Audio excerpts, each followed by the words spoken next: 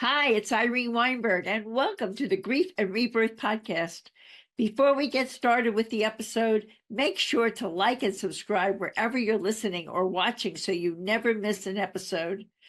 Every week, we share heartfelt stories, spiritual insights, and practical guidance to help you navigate grief and trauma, find hope, and discover rebirth after loss.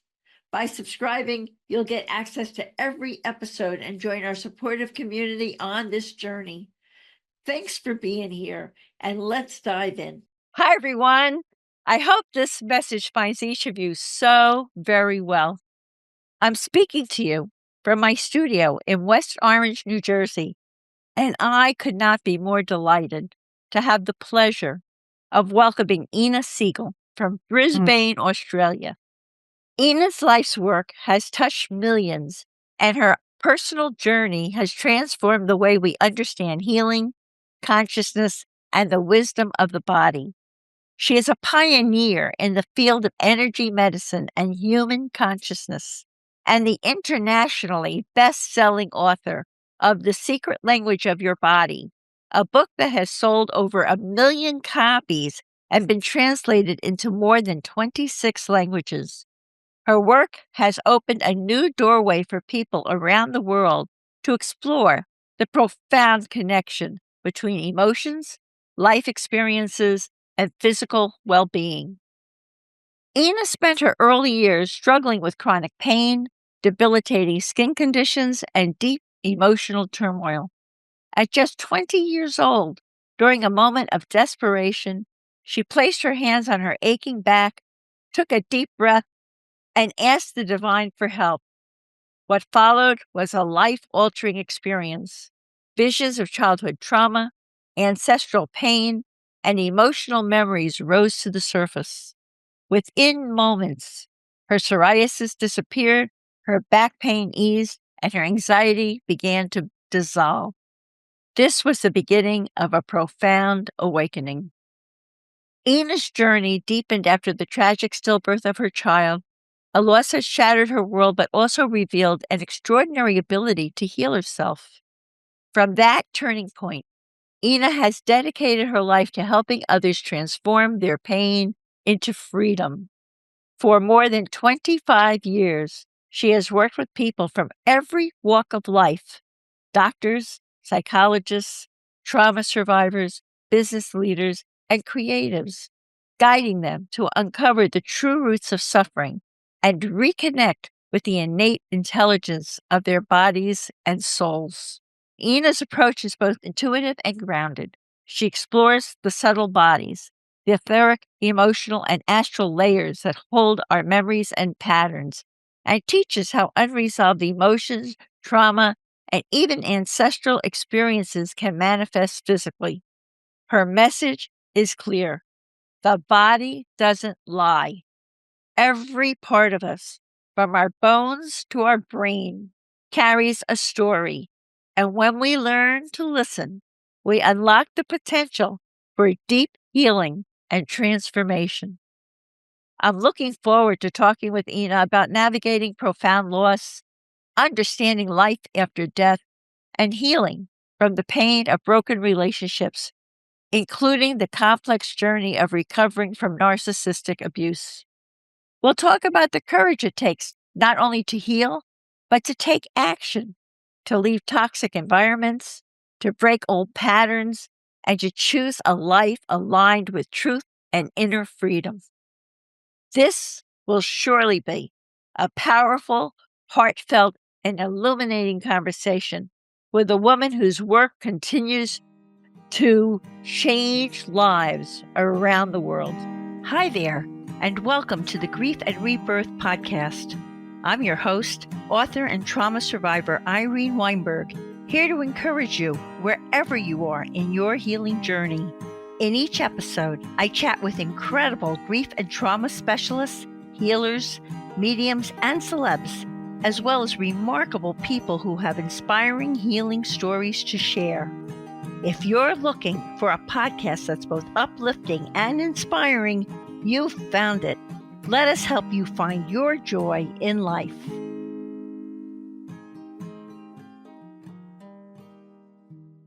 Hi, Ina. Kind of a long introduction, but there's so much to you. So welcome to Grief and Rebirth Podcast.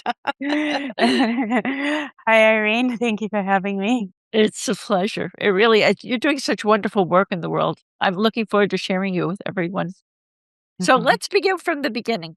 Your journey into intuitive healing began after years of illness and the tragic stillbirth of your child. I'm so sorry, which led to your profound ability to heal yourself. How'd you navigate your profound loss, move through grief, and learn to heal yourself? That's amazing. I feel like the loss really opened the door for me to want to know more. One of the experiences that I had, and it was probably one of the first very clear spiritual experiences, was not long, maybe within, I don't know, an hour or so of the stillbirth. I asked everyone to leave the room except my husband at the time. And I was just staring at the ceiling. I was in shock. And I was considering that something must be really wrong with me because this doesn't happen in Australia. And it doesn't happen. I had just turned 20. So they told me that it happened on my birthday. So I just turned 22 days before. So they said it was about 2 days before. And as I was staring at the ceiling and thinking, okay, clearly there is something wrong with me, all of a sudden there was a being that appeared. It was an angel, a feminine one. What did she look And like, Ina? very kind of, all in white, I guess, very, it was very light and a soft, I guess, sense of color and just gentleness. She looked, like I said, a female. She just had the most gentle look on her face. And then she said to me, "Don't worry, you will have 2 children soon." And she showed me a boy and a girl who looked again like very angelic. And for about, and then I felt like she was sending me this healing, strengthening energy. And I felt peaceful for about 3 hours after that. And I remember talking, going to the bathroom and saying to my husband at the time, "I don't know why this happened, but I'm going to use this experience to help others. I'm going to find out and, I'm going to explore it." And so that was really strengthening and helpful. I have to say that once the peaceful feeling wore off, I did go into this sense of, I don't want to be here. I want to experience death. I was obsessed with it. It was like, I need to experience death. And I got pretty depressed. My body started to, as you mentioned, I had psoriasis, I had anxiety, I had really bad back pain, I had digestive issues. Oh my All of goodness. those, yeah, all of those things became way worse. Ugh. The stress and the heartbreak. well, yeah, and just not knowing how to navigate it because in lots of ways I wasn't prepared. Although I'm gonna say I had a very strong intuitive feeling 3 weeks before I gave birth. And I spoke to the midwife about it, and she just said, "Oh, you're just being anxious. You're stressed. Everything's fine." Because I just had this strong feeling that something was wrong with the baby's heart, which is what actually happened. That's what I found out later. Did you know you So, were that intuitive before all of this happened? You had well, no I idea. didn't actually. I didn't. To me, it was one of those things that was more normal. When I was younger, I'd get different insights. I'd get feelings or knowings, or sometimes I would play kind of this game with the universe where I'd go, "Okay, show me a heart for a yes, or show me, square for a no," or something like that. But I really never thought about it as, that I have these abilities in any way or form. It was just like, oh, sometimes this happens to me. And then as you were sharing about my story, I ended up being in so much pain. I was seeing this chiropractor. I'd seen him for a long time. But by that stage, so we knew each other, and I was seeing him 3 times a week. And so one day I just woke up and it was hard to be inside my body. And I was so depressed. I didn't want to be here and so on. And like I said, I had this obsession about I want to die. I want to experience what that looks like, what that feels like. I felt like he knew he needed to shake me up. He needed to do something. And when I got to his office, he came out and he basically said, your body's stuck. And I said, yeah, I know that part. What are you going to do to help me? And he thought about it for a moment and he said, nothing. Your body wants to be stuck. Go home. So this is where everything changed for me, because on the way home, I feel like I shifted Irene from this space of I'm the victim. And yes, I saw the angel, but it hasn't happened. So I don't know. Maybe I made it up. And why did this happen to me? And why am I in so much pain? And I'm only 20. And what have I done? And what's wrong with me? And all of this victim-like perceptions that I had into, you know what? My body's speaking to me. What is this stuckness really about? I want to know, and I'm going to go home and heal myself. And this is where, again, you were sharing, I placed my hands on my back. I was counting backwards from 30, and I still didn't fully know if there was something divine because I didn't have confirmation that I had children at that time.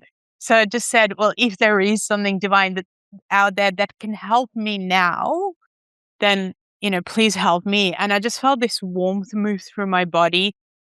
And for whatever reason, it also occurred to me to ask if I could see my back, if I could see my spine. I had no expectations when I did that. When I asked, I could see it. Wow. It was literally like having X-ray vision. It just came right into your third eye? Yeah, it literally felt like my third eye opened up. And I asked that question, why do I have this? And this is where, like you were saying, the vision started to come from coming to, I was born in Eastern Europe, so I came to Australia. I didn't know one word of English. I was bullied for it, and that was very connected to when my psoriasis occurred.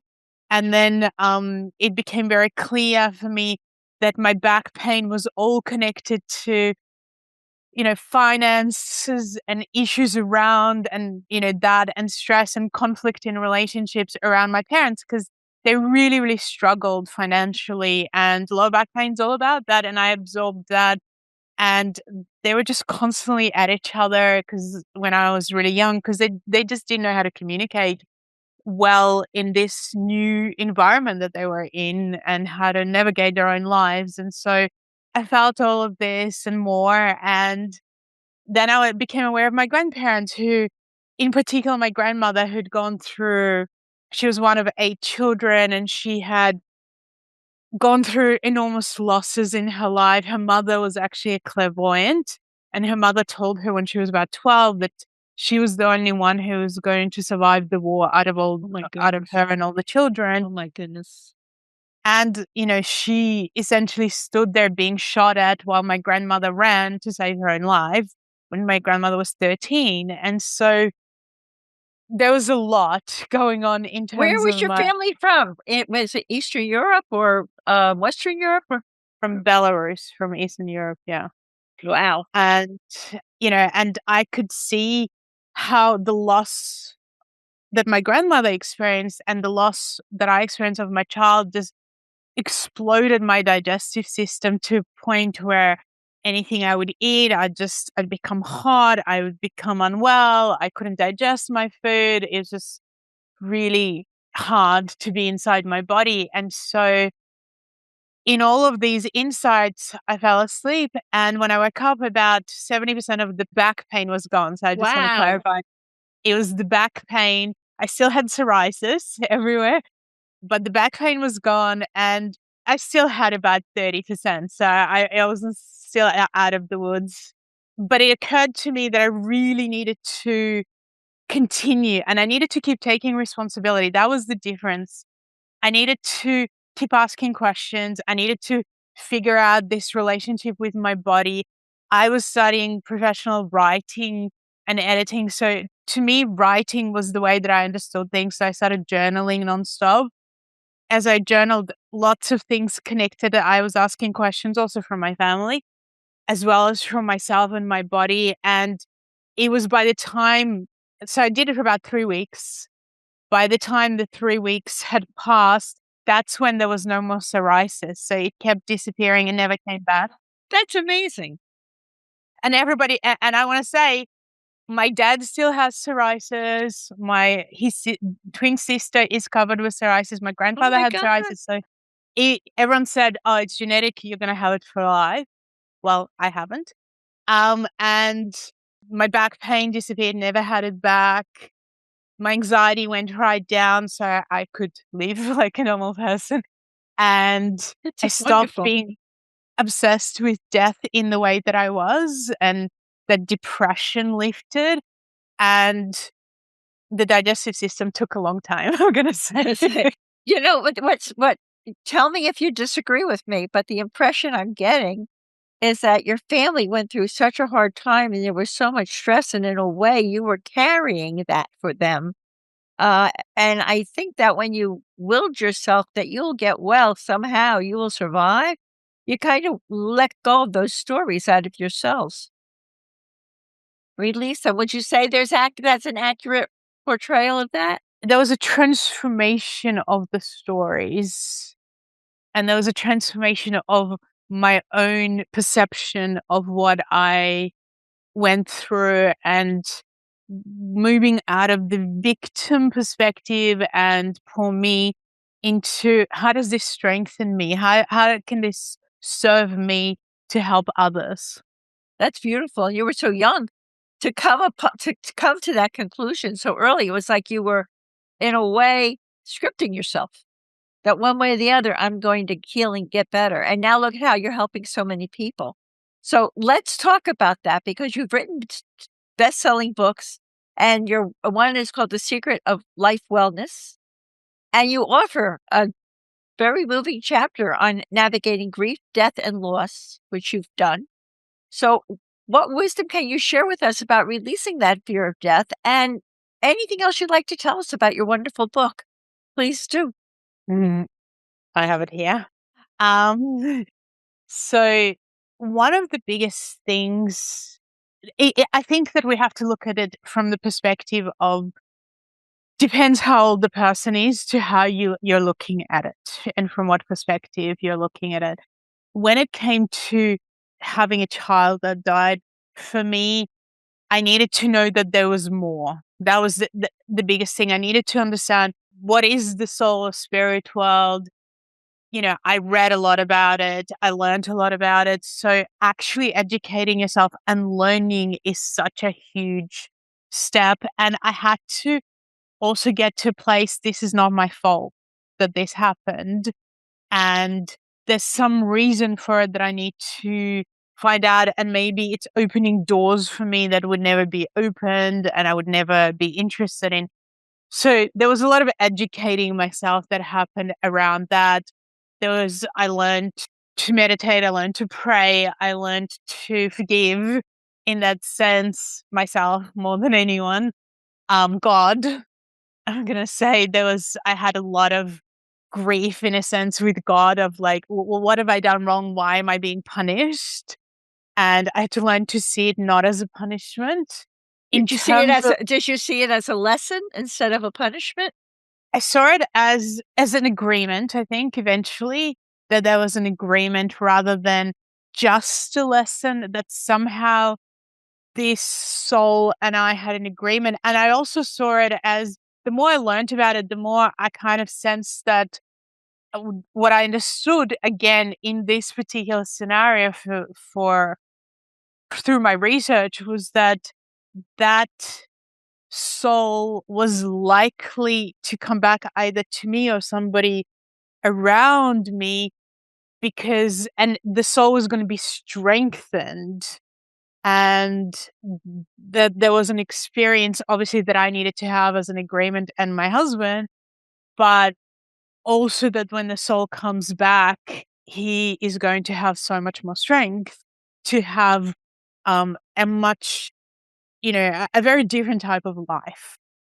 So that really helped to understand, in terms of the loss and the grief, and also just allowing myself to grieve. And I also had an experience, and I write about it in my book, where I one day I was getting ready, where my husband and I were going to Sydney. So lived in Melbourne before, and so as we were getting ready, all of a sudden I saw this man, and I had never met him, but I just had a knowing it was my husband's grandfather. And he was very kind, and I saw that he was holding the baby. Wow. And he said to me, it's okay, I'm going to take care of him. This is already after I already had my healing experience. And when we got to Sydney, there was someone introduced us to a medium, and we went to see this medium. And the first thing the medium said is, "Oh, there's an older man who's your grandfather." And I said, "Is he holding anything?" And he said, "Oh, he has a rose." And it was really interesting because his wife's name was Rose, and it was Paul's grandmother. And then within a moment, he started getting teary, and he said, "Oh my God, he has a baby that he's holding." And then he said the same words to me. He says he's going to take care of the baby, and it's okay. And so that was extremely helpful in that journey. But I also want to say to people, that sense of fear of loss took so long to work through, and it's okay.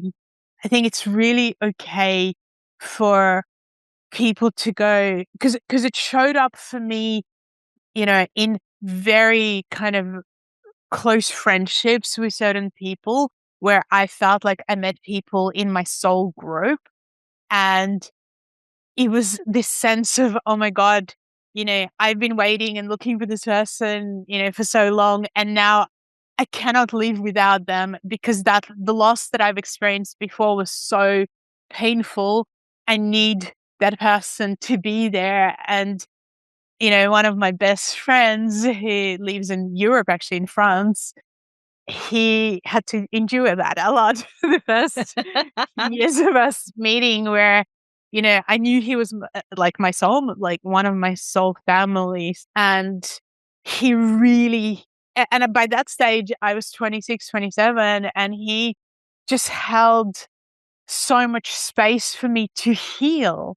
And I say that because sometimes we're going to numbness, sometimes we're going to all sorts of experiences, and we think we're fine. Because I thought I was completely fine by that stage. There was 6 years that had passed. But when my heart had to be opened up again to somebody that was touching me on a soul level, the fear of loss was huge. Mm-hmm. So, again, important to understand in relationships. And then I just want to say, when it's an older person, like my grandmother, and I loved, loved, loved my grandmother, and I had so much fear. 5 years before my grandmother died, I was already having panic attacks about her dying. And when she died, it was the most beautiful experience, and we can maybe share later. Oh, please. Yeah. If you want to share now, go ahead. Okay. Before she died, my grandmother, I had actually been overseas, and I got a very clear message that she was dying and that she wasn't well. And when It I just got, came into your head. It was just a knowing, or an actual message for no, actually, I ended up doing a process with some people to do with ancestral healing. And during the process, it became clear that she was dying, basically. And so then I called my mom, and my mom said, "Yes, we weren't going to tell you until you came back." And so when I came back, essentially she didn't have long to live. And my husband at the time said, please don't try and heal her. Like, this is not about, like, don't try to do it physically. So I realized that he was right. And I just wanted to connect with her and make sure that she felt loved and that I wanted to help her with emotional healing because I knew physical wasn't going to happen. And I knew how much she'd suppressed. So I spent a lot of time with her. I felt like time slowed down and I just kept connecting with her and asking her questions. Anyway, 2 days before she died, I was at her house and I could see her soul coming in and out. Oh my goodness. Wow. And at one point, not consciously, but her soul said to me, Inna, I really want you to be there when I'm crossing over. And so I said, I'm making an agreement. I'm definitely going to be there. And then she kind of again kept coming in and out. And I remember, we went into the kitchen and all of a sudden I saw her mother standing behind her on the left. And I said, oh my God, I see your mom. Like she's here.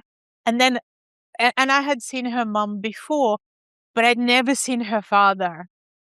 And then immediately her father was standing behind, I think, the right side. And there was just this sense of family and peace. And I was like, wow, that's amazing. And I think I was saying this to her while she was still conscious. And the next day, she went into a coma. And, I went to, so we all went to the hospital and I was communicating with her and just trying to guide her through what was going to happen and that it was okay for her to let go because I knew it was going to be really difficult because she was a fighter. She fought for life. And then what she had fought all her life for life because of all the things she went through. Well, exactly. And then, and it was taking a really long time, because she was having a difficult time to let go. And at one point I saw her mom and her dad and all the children, like all her brothers and sisters waiting for her. And I was again sharing with her and I was like, look, they're here. They love you. It's okay. It's going to be fine. Anyway, then it kept going. It was the middle of the night by that stage. And my mom said, you need to go for a few hours and rest and come back. And so it was my cousin and I, we went, we didn't really sleep, but we tried to rest for a few hours. And I knew she wouldn't pass until I came back. So when I came back by that stage, she was really struggling with her breathing. And when you're around, like when somebody's about to pass over and you haven't slept for, days, your nervous system, like I found it really hard to be in the room with the noises she was making. So I said to my cousin, let's go downstairs because I just need to calm down because this is like really affecting me. And she said to me again, but you promised to be there. And I said, well, do you think that her soul won't tell me? Like, I don't need to be in the room for her to be there. She's going to tell me. So we went downstairs and I was communicating with her and I said to her, so, because she had so much morphine by that stage, she was confused.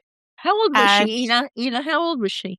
I think she was about 81. Okay. And I said to her, so why are you holding on? Are you waiting for my grandfather to come? And she nodded and she said yes. And I said, no, I'm sorry. He cannot come. If he sees you, he will have a heart attack because my grandfather started getting early stages of dementia at that time and just he wouldn't be able to handle it. And so I said to her, we really love you and it's time to let go. And then she said my name in a very sweet way, the way that she would speak to me. And she said, okay, then Inna Chika, I'm going to go. And then I said to my cousin, oh my God, run. And my brother came out of the elevator. And so at the same time, so the three of us just ran through the hospital to her room. And when we got there, the nurse was there and she said, "Oh my God, that's so great. You just came. She's about to take her last 3 breaths." And we prayed and we sent love and we just, it was just so beautiful. And we saw how, like when her soul left and the body just kind of became the bag. How did you see the And soul leave? Was it like sort of like in a mist or a cloud, or yeah, how did you view the soul for people who like, what does that look like? And did it come from the top of her head? I mean, how did yeah, that happen? yeah. Yeah, it came from the top of her head and it was very beautiful and pure and white. And there was just this sense of peace and a sense of love. And rather than trauma like I had experienced with the child that I lost, it was just this sense of calm and peace and love and connection. And I found, because I saw the whole experience and I was part of it, and then my mom felt her during the funeral. Like my mom lost an earring and she felt like my grandmother was, pulling at the earring. And it was just this, because I was really there, I felt like I had done everything and there was a completion and that a connection wasn't lost. My mom had a very different experience because she was so traumatized by my grandmother dying. She didn't come and see her at the time where I kept saying to go. So she had a lot of guilt that she had to move through, whereas I didn't. And one of the biggest things that helped me was also that I realized it was my book, The Secret Language of Your Body, came out in the US. Like, so I had to go on tour the next month. And in my mind, I was kind of going, what I need is my grandmother to show me other people that will support me the way that she would have. And so I wrote down all the qualities that my grandmother had that I loved. And I started looking for those qualities in every person that I met that was helpful. And there was plenty. And so I just kept feeling like she was there, really supportive of me throughout that whole journey and many years after. That's wonderful. What's amazing to me is how proactive you were before you actually had. I mean, you're helping so many people to heal, but before you had someone like Ina in your life, you were kind of you were self-generating. You were researching yourself. You were doing this. And unlike your mother, who dwelled kind of in the negative, you kept striving towards the positive, towards the healing side of it. And that in itself is amazing. It's very special. And I want to ask you, because you talk about in your book and in other ways, you talk about the subtle body. So let's explain to people what that means. The etheric, the emotional, the astral layers that hold our memories and patterns. So here your mom had those bodies and she was depressed and upset by them, but you were able to deal with any unresolved emotions, trauma, and any ancestral experiences to move through it. So can you explain to everybody what the difference is between those two different ways of approaching trauma and things that are happening to people? Well, absolutely. So the etheric body is actually the body connected with our ancestors. It's a body of memory. It's the reason we look the way that we do.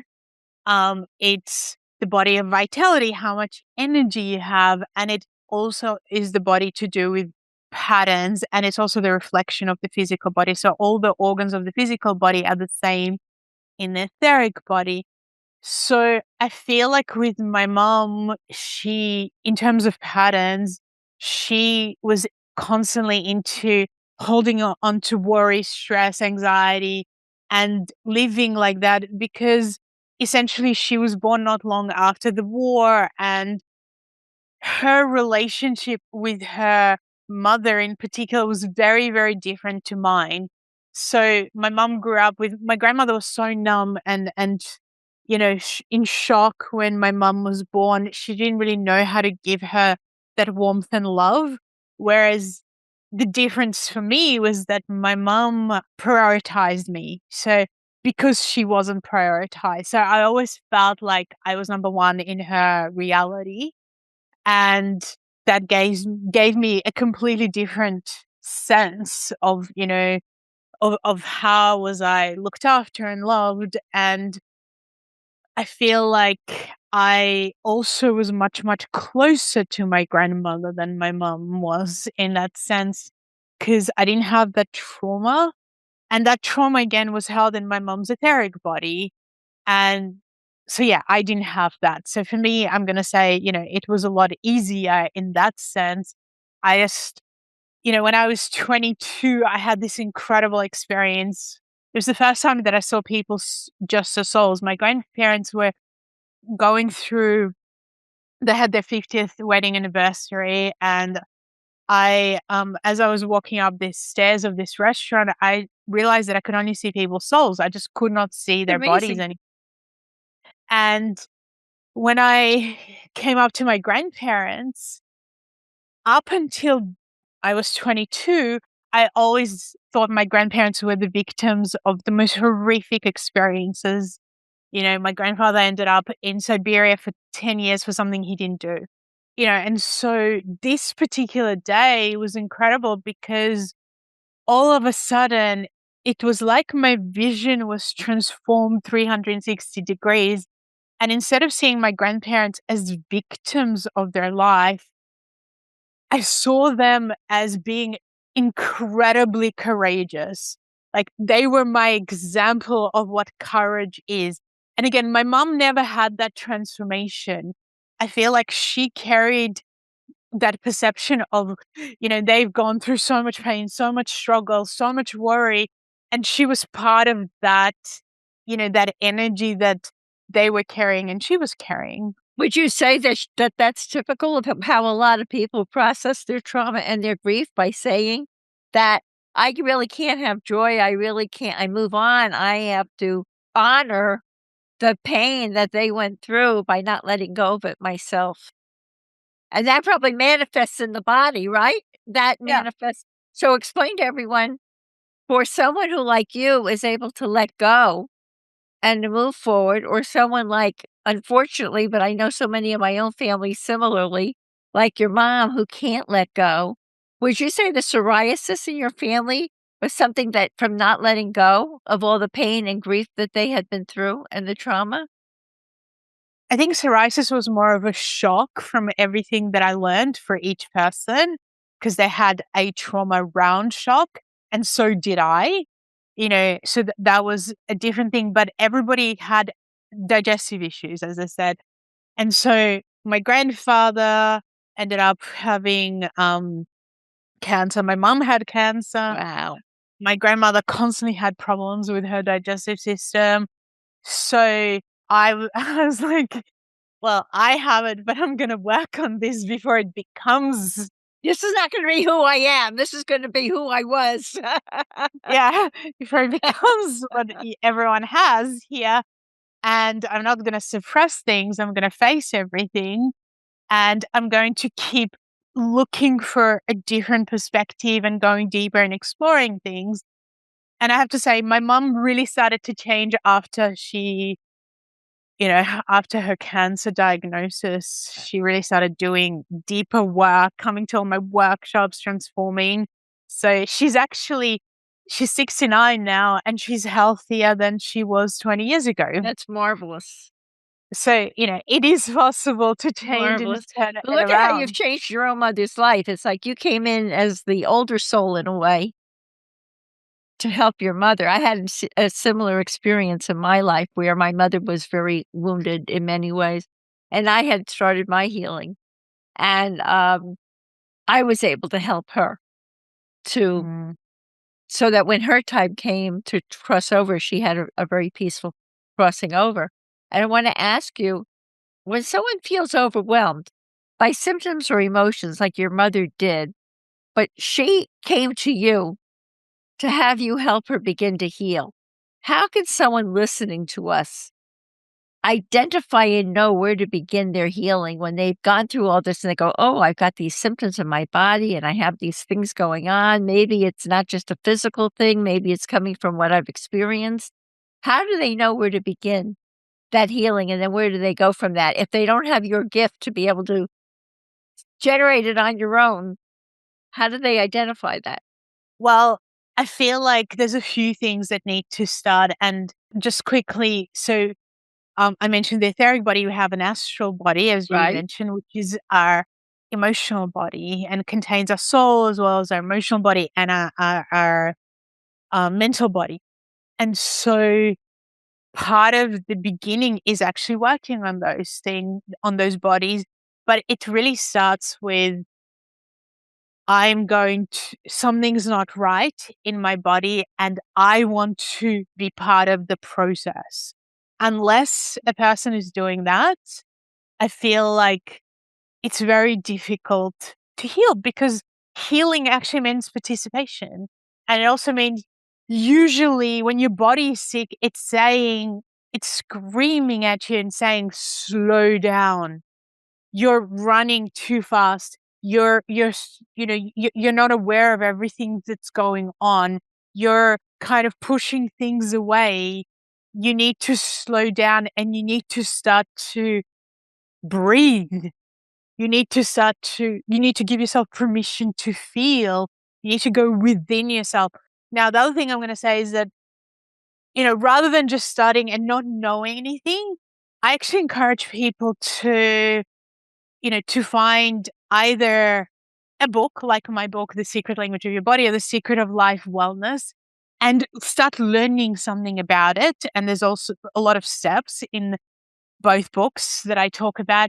You might want to find a practitioner that can start to help you, that does healing work, or you might do all of those things and you might decide, you know what, I want to do some courses where somebody can actually teach me and guide me because, when you when you come to a course, and I have a lot that I've done over the years. I wanted to And have you talk about that. Yeah. a lot that people can start with immediately online, like a course called Uncover Your Secret Language of Your Body Uncovered. And this is where I guide people through every little step so that they don't get lost, so that they know what to do. And they also have support. We have, Facebook groups and so on, but there's that support of, this is what I do first. This is what I do next. This is, and, in the course, for instance, I talk about, this is how you tune into the body. This is how you wake. Firstly, you have to wake the body up. Then this is how you tune in and communicate. This is how you transform and heal. This is how you work with emotions. This is how you work with a disease in conjunction with my book. This is how you work on your heart to open up your intuitive capacities, because to become intuitive starts from the heart. It doesn't actually start from the third eye. It starts from you opening your heart up. So, there's lots and lots of ways, but I think guidance is really, really important. Once you've made a decision that you are teachable and you want to learn and you want to participate in your own healing journey. That really is part of the secret. Also, when people are healing, aren't there key stages that people have, and that they need to honor those stages as they're healing, or they get stuck? Can you explain that? I'm writing. Obviously, you did not get stuck. Well, I did actually. I did In the get very stuck at beginning. different stages. Yeah. I think I'm writing a book about this at the moment.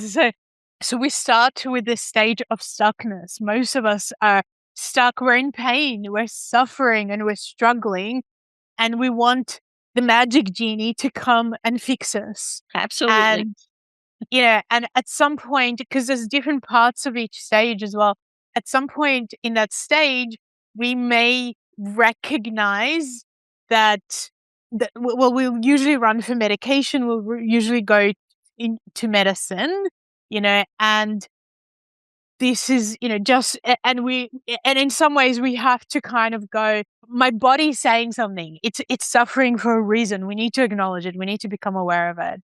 And in terms of healing in that stage, the first step is acknowledgement. and just going, I'm struggling, I'm suffering, I'm scared, I don't know if anything's going to change. When we then start to enter into stage 2, we start to go, okay, maybe I've taken some medication already, but can somebody else heal me? I don't know anything. I can't do it. Somebody else needs to do it for me. And this is where you really need to start to, as you move through that stage, you're often very controlling. You want a result. You want everybody to tell you exactly what they're doing, how the result's going to happen. And this is, as you're going through it, you're going to need to start to let go a little bit and start to become a bit more open-minded, a bit more teachable, which then moves you into the stage 3, which is self-responsibility, where you go, okay, what happened to me wasn't my responsibility necessarily, but healing and taking the time to understand my story, to understand what am I really connecting to? What am I holding on to? That is my responsibility. And this is where we start to connect to some of the wisdom of the body, right? This is where we might start slowing down. So it's stage 3 when you start slowing down and going, oh, maybe I can do something myself, and as you enter into stage 4, you start to realize, well, actually there are parts of me from, my life, from my childhood that might have got stunted. And I need to start to understand these parts. Like I was talking about myself, the victim part, the child part that is holding on to trauma. As we start to unravel and understand that through this archetypal exploration, we go deeper and deeper. And as we enter stage 5, it's almost like we start to connect and work with these different parts of ourselves and understand them. And, sometimes people call them the shadow, the light parts. They start to kind of come into our inner self. Then we go into stage 6, and stage 6 is about preparation for release.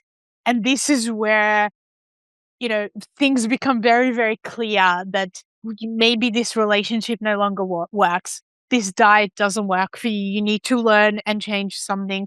Maybe you need to move house. It's kind of a stage of when we connect to our will. We have to take action to change things and rewire. And, we start to see pattern after pattern.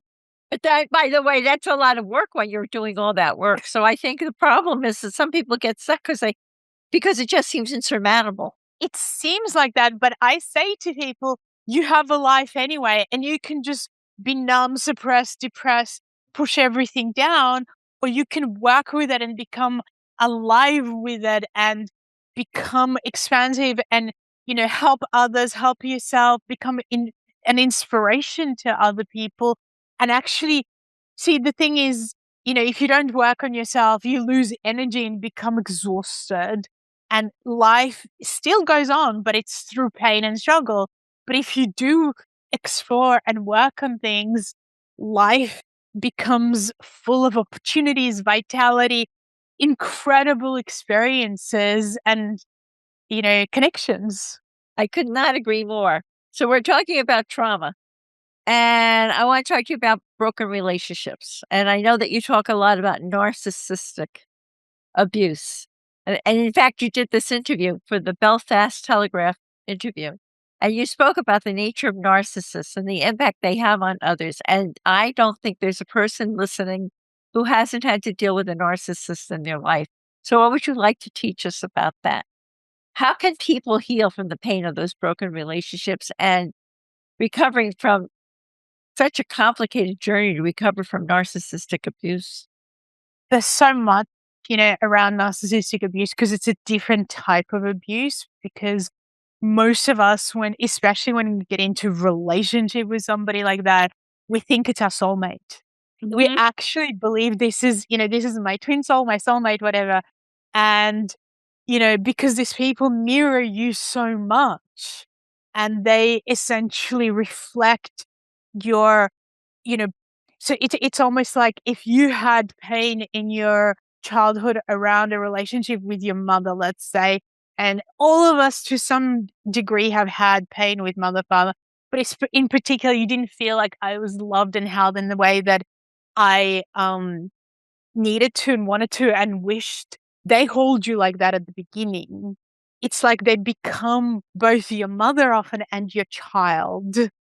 And what happens when there is a loss and they start attacking you and they start putting you down is that you actually feel like you're dying because you feel like you're losing your mother best friend, that love that you had. And also they entrain your brain. So your brain starts working completely differently. And you also feel like you're losing your child in a way because they'll often, be mother, like parent child type of experience. And you're losing, it's like all of you is being lost because you were so intertwined with them in every way and form. And so it feels like dying. And it also feels like somebody's inside your head constantly talking to you and telling you, you're doing this wrong. You should do it this way. You should do it that way. So you feel crazy inside your It's head. crazy making. Being with a person who's a narcissist is absolutely crazy making. I have experienced that. Right? And so one of the step one actually is you have to separate your voice from their voice. Because if you do any other type of healing before, you can actually strengthen them. And that because it's like an entity inside of you, it really is. And it feeds off you. And you've got to be like, what is my voice? I need to come back to my voice. I need to come back to who am I? What do I like? Like for me, it was shocking because I remember this happened during COVID actually, where my friends couldn't come because we had lockdowns and everything. And finally, some of my really close friends were able to come from another state and they were like, okay, we need to redecorate your house. What do you like? What do you like? And I was like, I don't know. I honestly don't know because you don't. And you have to consciously at the beginning, when you separate, go, this is me and this is them. And they'll probably judge me and say, this is wrong. But I know what I like. Or I don't know. I'm going to discover it. So for me, I went to singing classes, like in a group. I went to dance classes. And it was one of the hardest things that I did because at the beginning, in the first few weeks, I was depressed, obviously, and like, feeling terrible. And my mom, who also lived in a different city by that stage, she was, the one calling me and going, come on, Inna. And she said, like, you've got to get out. You've got to connect with people. And I was like, but we're in lockdown. She's like, call people, connect with them, ask them, like to come and see you, find courageous people. Cause she's like, you cannot be like this. And I said to her, but cause I've moved, like I'd literally just moved to another city, to Brisbane, and I hardly knew anyone. And I said to her, how do I do that? And she said, well, you've met a few people. And I'm like, you want me to call people who admired me for my teaching and tell them that I'm in this state? And she was like, yes, that's it. Like, get off the bed, stop crying. He's not even worth it. Call these people and get out and just do stuff. And so, That is great advice. That is such great advice. and she actually said to me, she said, if you call me one more time crying without doing those things, I'm going to hang up on you. So it's kind of interesting because in one situation you brought your mother through and now she was doing the same for you, which means that she had done some healing on her own also. Oh, she did a huge amount of healing, herself, and which is beautiful. And I said to her, I'm not doing all the ancestral healing on my own. You're coming on this journey. If I'm healing, you're coming too, Mom. I did the same thing with my family. Do you have a special offering for our audience today? And could you also describe all the wonderful ways that people listening to this podcast can begin their healing journeys with you and your offerings? Well, the first thing I'm going to say is to go to my website, which is innasegal.com, INNASEGAL.com. And we will have that on the show notes. Yep. And what I've done over the last few years, and I'm going to say that this is limited. This is not going to be there for a long period of time. So I recorded masterclasses, which are essentially like a mini workshop. Some of them are 2 hours long, some of them are 4 hours long. And some of them are for people who are beginning, like totally beginning their journey. And I was talking about my course about the secret language of your body and starting. Well, there is a 2-hour masterclass that people can do, and they can just go to innasegal.com/secret, and they can do that masterclass for free.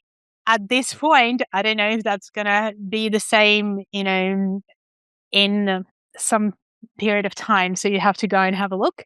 And I also have a masterclass for people who want to go a lot deeper into their healing journey and understand emotions and energy bodies and archetypes and how it all kind of intertwines, and also the different stages of healing in a deeper way. And so again, I have a masterclass for Awaken the Healer Within, which is connected to a 10-day program that I do for those who really want to dive into it.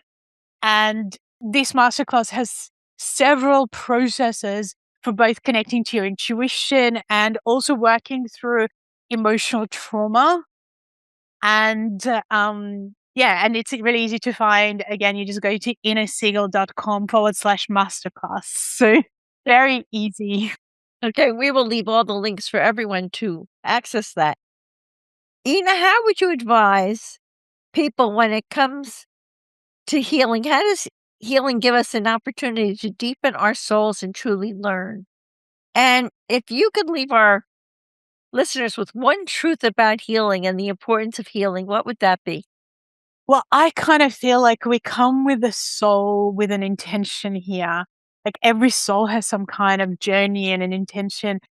And the idea of healing and transformation is to deepen your soul. And you deepen your soul by understanding, your destiny, so to speak, and also understanding my karma in a way, which is, what is it that I am here to transform and work on, which keeps coming up over and over again, especially in relationships with people.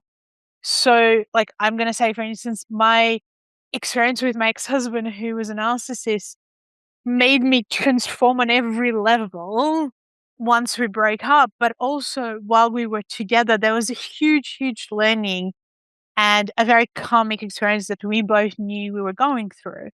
And so, you know, healing is not only about physical pain, even though that's the starting point, but it is about enriching your soul. And your soul, essentially, it becomes more deepened, more colorful, more alive, more capable of expansion and spiritual truth, and holding deeper understanding, what are the spiritual truths? What is spirituality? And again, I wrote a book on this, Understanding Modern Spirituality. So how do we go on this journey of knowing who I am as a soul and a spirit? What kind of questions do I need to ask? Where do I need to look for it? So the soul takes you, so healing, takes all of this into consideration. My journey as a mom, my journey, and I do want to say I did have 2 beautiful children. That the angel told me, my journey as a partner, as a daughter, as a son, you know, everything is about wisdom. So to me, essentially, the journey of the soul and healing is connecting to the deepest wisdom within yourself. And that's what's beautiful about getting older. We all kind of focus on, I want to stay young, but as you get older, you become enriched with wisdom and understanding and, your spirit, so to speak. Yeah, and I you hope I also, answered. yeah, and I agree with you. And I think that when you do heal, you live a life that's more fulfilled. I think that, right, you can experience so much more about life, and your soul deepens, you evolve, you live more consciously. Without a doubt. And, I've had this conversation with my daughter so many times, and she'll say to me, Mom, are you happy? And sometimes, I'll be like, I'm really happy. Or sometimes it'll be like, I am fulfilled. And she'll go, what does it mean? And I'll say, well, I'm not happy every minute of my day. Sometimes, I'm struggling through something, or there's a challenge that comes with, whatever it is, it's like life is constantly bringing some kind of challenge for you. But I said to her, but I am deeply fulfilled at all time because I am fully following my life's purpose. I don't skip steps when it comes to healing. I look at and face everything.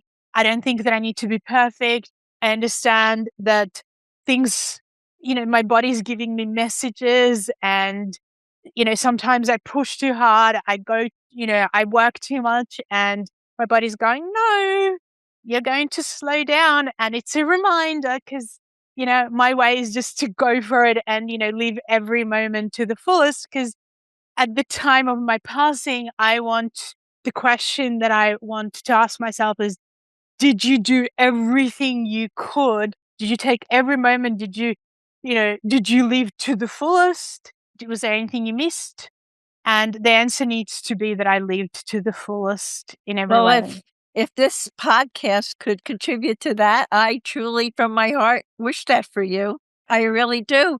And what do you tell people about joy when they're healing and they're feeling so upset and depressed and all of that, and they feel they can never experience joy again? I know you don't agree with that. Well, actually, one of the things that I did to help myself, especially when I, split up with my ex-husband, and it was probably equivalent to losing a child at the time, because I didn't really know what narcissism was. And, it was hard to imagine joy after that. And the thing that I started doing was I started writing love letters to my heart. Oh, how beautiful. And each day I would sit there and I would acknowledge the raw pain of my heart. And I would often apologize to my heart for not listening to it.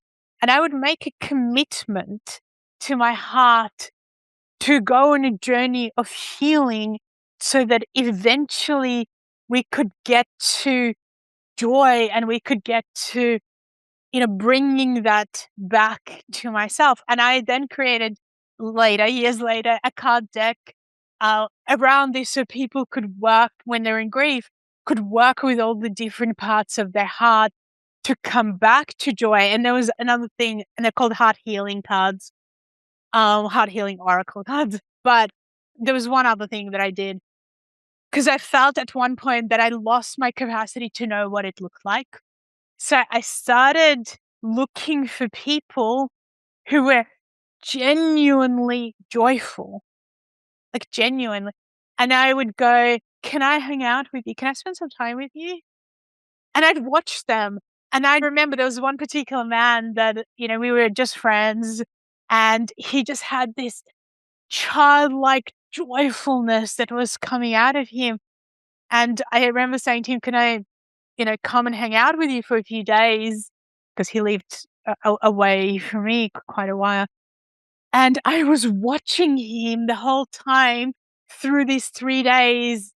And, we talked a lot about different things and how I was seeing things and how he thought that I could see things at that time. And I remember driving back home and going, okay, I now have a prototype of what that feels like, also around, what aligns with me now, and I can start to awaken this. And what was really interesting was that when I met my current partner, he is like one of the funniest people that I've ever met. And, like, comedy comes out of him constantly. And it was so interesting because when I was working this really hard by the time I met him, and he said to me, oh my God, what I love about you is that you just laugh at my jokes and you're so bubbly and you're so, fun to be with. And it definitely wasn't like that 10 months before. So I love that you love to laugh, and I love that I really think that laughter, and I'm that way too, laughter is very healing.